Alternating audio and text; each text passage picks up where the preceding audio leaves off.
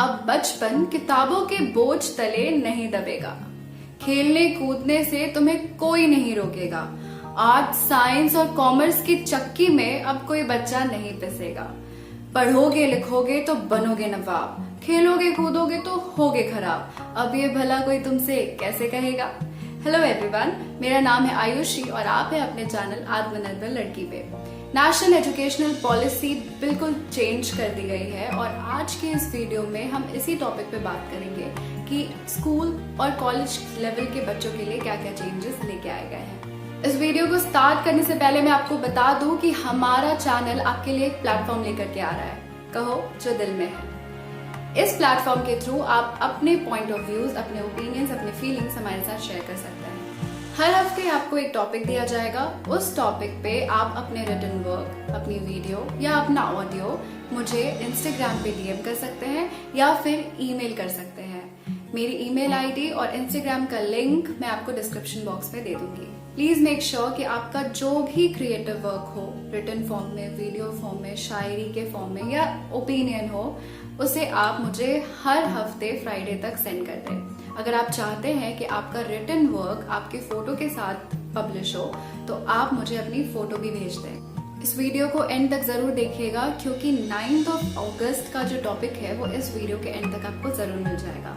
तो चलिए, without any further delay, let's get started. Educational system में चेंज की शुरुआत ministry of human resource and development के नाम को चेंज करके की गई है।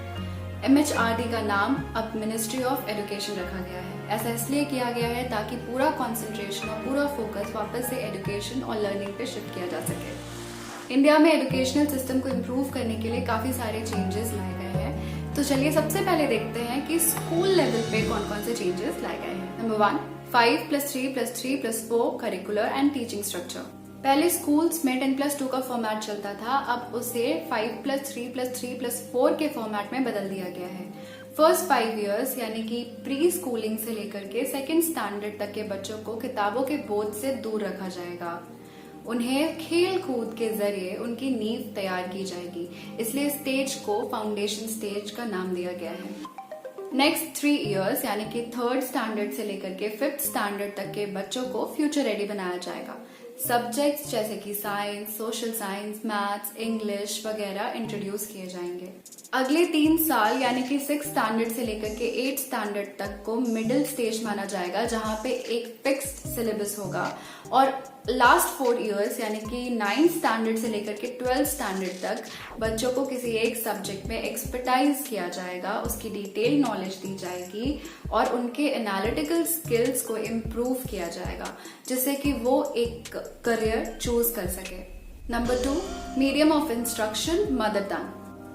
कई बार ऐसा होता है कि हम चीजों को अपने रीजनल लैंग्वेज में या मदर टंग में बहुत ही इजीली समझ जाते हैं, पर अभी तक स्कूल्स में इंग्लिश में पढ़ाना कंपलसरी था, जिसकी वजह से कई चीजें ऐसी होती थी जो हम समझ नहीं पाते थे पर हम उन्हें रट लेते थे।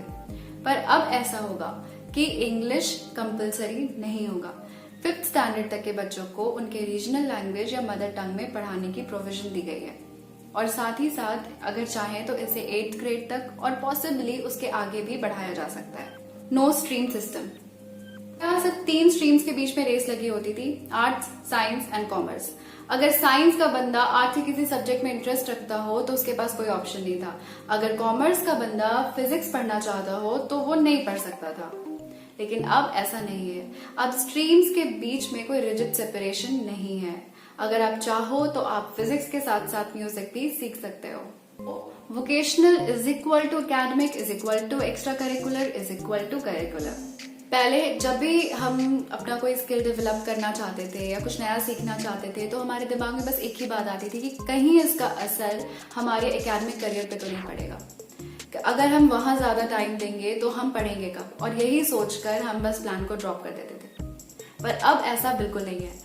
अब आप अपनी पढ़ाई के साथ साथ इवेंट प्लानिंग सीख सकते हैं, गेमिंग सीख सकते हैं, डिजाइनिंग सीख सकते हैं, कोडिंग सीख सकते हैं। वोकेशनल कोर्सेज का ऑप्शन आपके पास 6th स्टैंडर्ड से ही होगा और आप इंटर्नशिप भी कर सकते हैं अपनी फेवरेट कंपनी या ऑर्गेनाइजेशन से। Number 5, comprehensive report card. Report cards में सिर्फ मार्क्स या स्टेटमेंट्स नहीं होंगे, सिर्फ grades, A, plus B C D या किसी को एक्सेलेंट तो किसी को कैन डू बेटर कह के टाला नहीं जा सकता। यहाँ पे अब 360 डिग्री असेसमेंट होगा। आप खुद को असेस करोगे, आपके क्लासमेट्स आपको असेस करेंगे और साथ ही साथ जिन टीचर्स ने आपको पढ़ाया वो भी आपको असेस करेंगे। और ये असेसमेंट सिर्फ बुक्स या मार्क्स के बेसिस पे नहीं होगी। After all school is not just about books. घर के बाद बच्चे सबसे ज्यादा टाइम स्कूल में ही स्पेंड करते हैं, इसलिए स्कूल को सेकेंड होम भी कहा जाता है। बहुत सारी चीजें वहां पे सीखने को मिलती है। इसी बात को ध्यान में रखते हुए नेशनल एजुकेशन पॉलिसी में लाइफ स्किल्स को भी इंट्रोड्यूस किया गया है। Number 6, digital library and use of technology. अलग अलग किताबों को अलग अलग लैंग्वेजेस में डिजिटली अवेलेबल किया जाएगा बच्चों के लिए, और इसके लिए 8 डिफरेंट लैंग्वेजेस को सिलेक्ट किया गया है। एजुकेशन प्लानिंग, टीचिंग, लर्निंग, हर चीज के लिए टेक्नोलॉजी का यूज किया जाएगा। स्कूल्स को वेल इक्विप्ड बनाया जाएगा। वर्चुअल लाइब्रेरी इंट्रोड्यूस की जाएगी, वर्चुअल लैब्स इंट्रोड्यूस किए जाएंगे, जिससे कि बच्चे नई टेक्नोलॉजी को सीख सकें और साथ ही साथ अडाप्ट कर सकें। NPST यानी कि national professional standard for teachers और NETF national educational technology forum बनाया जाएगा, जहां पे students, teachers, technocrats, researchers, scientist सभी एक ही प्लेटफॉर्म पर एक दूसरे से कनेक्ट कर पाएंगे। इससे ये होगा कि प्रॉब्लम सॉल्विंग जो है वो बहुत ही इजी हो जाएगी और नए नए चीजें सीखने का मौका मिलेगा। Number 7, semester system from standard 9th to 12th। Class 6 से लेकर के क्लास 12 तक को सेमेस्टर्स में डिवाइड किया जाएगा और हर 6 महीने पे एक एग्जाम होगा। दोनों एग्जाम्स को मिला करके एक क्यूमुलेटिव रिजल्ट निकाला जाएगा। तो हर वो बच्चा जो लास्ट मोमेंट पे पढ़ करके चौके छक्के मार लेता था, अब उसे डे 1 से मेहनत करनी पड़ेगी। नंबर 8, बाय बाय रट्टाफिकेशन। हे भगवान, जितनी पढ़ाई करी है बस एग्जाम टाइम उतना याद रहे। कसम से पूरे 50 रुपए का प्रसाद चढ़ाऊंगी, बस पासिंग मार्क्स जितना याद दिला देना। अब ये सब करने की कोई जरूरत नहीं है, क्योंकि रट्टाफिकेशन को अब बाय बाय कहने का टाइम आ गया है। बोर्ड एग्जाम्स में अब 360 डिग्री असेसमेंट होगा। आपके समझने की क्षमता, आपके समझने की शक्ति पे असेसमेंट होगा, ना कि आप कितना मेमोराइज कर सकते हैं इस चीज पे। And this is a very nice move, क्योंकि ये बहुत टाइम से बहुत सारे बच्चे डिमांड कर रहे थे कि हमें रटना नहीं है, हमें समझना है, और फाइनली ये स्टेप लिया गया। बोर्ड एग्जाम्स में ऑब्जेक्टिव और सब्जेक्टिव दोनों तरह के क्वेश्चंस पूछे जाएंगे, और आप जिस लैंग्वेज में कंफर्टेबल हो आप उस लैंग्वेज में एग्जाम दे सकते हो। और भी बहुत सारे इंपॉर्टेंट चेंजेस, जैसे कि फी रेगुलेशन। कोई भी स्कूल अब पेरेंट्स से मनमाना फीस चार्ज नहीं कर पाएगा। दिव्यांग फ्रेंडली सॉफ्टवेयर को इंट्रोड्यूस किया जाएगा। बच्चों को फाइनेंशियल सपोर्ट प्रोवाइड किया जाएगा। एक सेल्फ डिस्क्लोजर फोरम बनाया जाएगा, जहां पे स्टूडेंट्स, टीचर्स, पेरेंट्स सब अपना फीडबैक दे सकते हैं। अब और ये जो फोरम होगा वो बिल्कुल ही ट्रांसपेरेंट होगा, ऑनलाइन होगा, और जो inspection, so called inspection system था, अब वो पूरी तरह से खत्म कर दिया जाएगा। 10 बैग फ्री डेज। स्कूल के बच्चों को 10 दिन बिना बैग्स के दिए जाएंगे। इन 10 दिनों में वो कोई भी स्किल सीख सकते हैं, किसी भी स्किल की ट्रेनिंग ले सकते हैं और अपने नॉलेज को और बढ़ा सकते हैं, खुद को और एम्पावर कर सकते हैं। ये तो बात हो गई स्कूल लेवल पे क्या क्या चेंजेस लाए गए उसकी। अब देखते हैं कि हायर एजुकेशन के लिए क्या क्या चेंजेस लाए गए हैं। Number 1, single regulator for higher education. Higher studies के लिए जो कॉलेजेस होते हैं, यूनिवर्सिटीज होते हैं, उन्हें यूजीसी और AICTE अप्रूव करते हैं या रेगुलेट करते हैं। पर अब एक सिंगल रेगुलेटरी बॉडी बनाई जाएगी जो इंडिया में जितने भी कॉलेजेस हैं उन सबको रेगुलेट करेगी।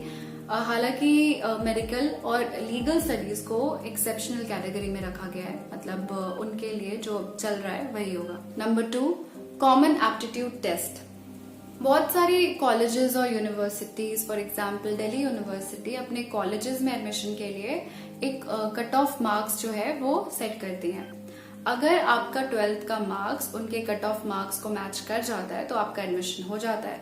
पर अगर आपका मार्क्स उनके कट ऑफ को मैच नहीं कर पाता तो आपका एडमिशन नहीं होता और आपके पास ऑप्शन नहीं होता और आपको अनविलिंगली किसी भी कॉलेज में एडमिशन लेना पड़ता है, लेकिन अब ऐसा नहीं है। अब आप कॉमन एप्टीट्यूड टेस्ट में बैठ सकते हैं और आपका जो उसमें का स्कोर होगा वो आपके 12th के स्कोर में ऐड कर दिया जाएगा और उसके बाद आप अपने मन चाहे कॉलेज में एडमिशन ले सकते हैं। ये टेस्ट साल में 2 बार लिए जाएंगे। नंबर 3 और 4 year UGC programme. UGC programme में बहुत सारे चेंजेस किए गए हैं। पहले अगर आप अपनी पढ़ाई छोड़ देते थे तो वो ईयर आपका पूरी तरह से वेस्ट हो जाता था, वो आपकी डिग्री में बिल्कुल काउंट नहीं होता था। पर अब ऐसा नहीं है। अगर आपने 1 साल के बाद पढ़ाई छोड़ी है तो आपको एक सर्टिफिकेट दिया जाएगा और वो कोर्स आपके लिए सर्टिफिकेशन कोर्स की तरह होगा। अगर आप 2 साल के बाद अपनी पढ़ाई छोड़ते हैं तो आपको डिप्लोमा मिलेगा और अगर आप 3 साल पढ़ाई कंप्लीट करने के बाद पढ़ाई छोड़ देते हैं तो आपको डिग्री मिलेगी। ये वहीं अगर आप पूरा 4 साल कंप्लीट करते हैं तो आपको डिग्री के साथ साथ रिसर्चर का भी सर्टिफिकेट मिलेगा। इसी से साबित होता है कि जो यूनिवर्सिटीज की पढ़ाई होगी, जो अंडर ग्रेजुएट लेवल की पढ़ाई होगी, वहां पे रिसर्च वर्क के ऊपर भी बहुत ज्यादा ध्यान दिया जाएगा। Number 4 multiple entries and multiple exits plus credit transfer. School की तरह ही कॉलेज में भी आप अपना मनपसंद सब्जेक्ट पढ़ सकते हो, आप उसमें कभी भी एंट्री ले सकते हो और आप उससे कभी भी एग्जिट ले सकते हो। आपने जिस सब्जेक्ट की पढ़ाई करी है उसका जो क्रेडिट होगा वो आपका जो क्रेडिट बैंक होगा वहां पे सेव हो जाएगा और फिर जब आप अपना फाइनल डिग्री के लिए जो सब्जेक्ट पढ़ रहे होगे वहां पे वो क्रेडिट ऐड हो जाएगा। और अगर किसी भी रीजन की वजह से आपको अपनी पढ़ाई छोड़नी पड़ती है पर आप कुछ टाइम के बाद वापस से स्टार्ट करना चाहते हैं तो आपको शुरू से शुरू करने की बिल्कुल भी जरूरत नहीं है। आपका जो क्रेडिट स्कोर होगा वो आप जब वापस से स्टार्ट करोगे तो वो वहां पे ऐड कर दिया जाएगा। फॉर एग्जाम्पल अगर आपने 1 साल के बाद पढ़ाई छोड़ दी है और आप 1 साल के गैप के बाद वापस से पढ़ाई करना चाहते हैं तो आपको फर्स्ट ईयर से स्टार्ट करने की जरूरत नहीं है, आप सेकेंड ईयर से स्टार्ट कर सकते हो। आपका जो फर्स्ट ईयर का क्रेडिट स्कोर होगा वो वहां पे ऐड कर दिया जाएगा और आप सेकेंड ईयर से कंटिन्यू कर सकते हो। Number 5 graded autonomy. अलग अलग पैरामीटर्स को ध्यान में रखते हुए कॉलेजेस की ग्रेडिंग की जाएगी और कॉलेजेस को कहा जाएगा अपग्रेड करने के लिए। फॉर एग्जाम्पल अगर कोई बी ग्रेडेड कॉलेज है तो उसे कहा जाएगा कि वो अपने आप को अपग्रेड करे, अपनी जो भी प्रॉब्लम्स है या जो भी डिमेरिट्स है उनमें उनको रेक्टिफाई करे, खत्म करे और खुद को B+ में लेकर के आए, B+ के बाद A और A के बाद A+। इसके लिए उनको 15 साल तक का टाइम दिया जाएगा। अगर वो 15 साल में खुद को अपग्रेड नहीं कर पाते हैं तो उनका एफिलिएशन उनसे छीन लिया जाएगा। अब इससे ये होगा कि कॉलेजेस खुद को भी इम्प्रूव करने की कोशिश करेंगे, रादर बस ये चीज देखने के कि हमें कितना एडमिशन मिल रहा है, हमारे कॉलेज में कितने बच्चे आ रहे हैं, वो अपने आप को भी इम्प्रूव करने की कोशिश करेंगे। Number 6 national mission on mentoring. अपने कॉलेज लाइफ में कई बार ऐसा होता है कि हमें सही डायरेक्शन नहीं मिल पाता या हम किसी चीज को समझ नहीं पाते और हम रुक से जाते हैं और इन सब चीजों की वजह से हम बहुत फ्रस्ट्रेट हो जाते हैं। तो इस प्रॉब्लम को दूर करने के लिए हर बच्चे को कॉलेज में एक मेंटोर असाइन किया जाएगा जो उसे सही गाइडेंस प्रोवाइड करेगा और उसे बिना फ्रस्ट्रेट हुए अपने ऑब्जेक्टिव को, अपने गोल को अचीव करने में मदद करेगा। Number 7 national research forum. आप कैसा भी रिसर्च करना चाहते हो, साइंटिफिक रिसर्च, इकोनॉमिकल रिसर्च, कुछ भी, तो नेशनल रिसर्च फोरम जो है वो आपकी मदद करेगा।